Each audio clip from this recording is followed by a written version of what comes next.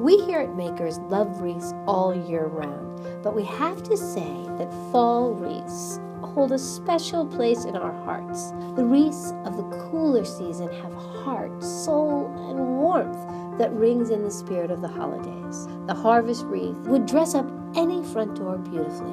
Get a mug of cider and let's get crafty.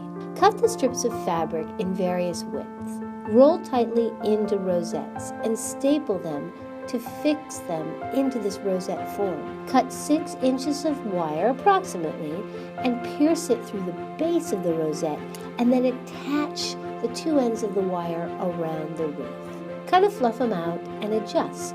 Now when you're wrapping up the rosettes, you're just going to kind of want to, it's almost like you're loosely winding around and curling around the fabric.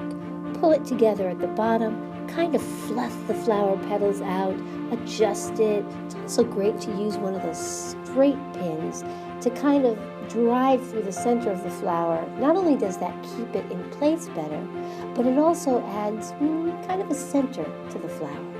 Repeat these kind of all in a row around the bottom third of the wreath.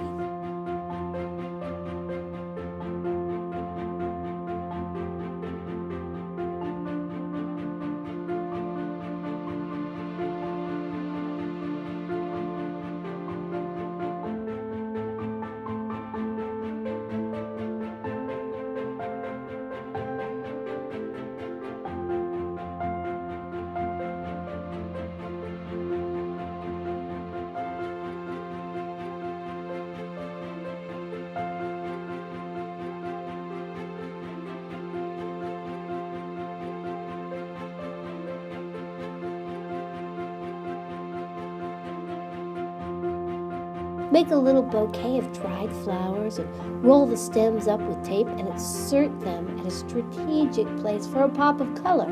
Push the wood flowers, such as cattails and berries, around as you like.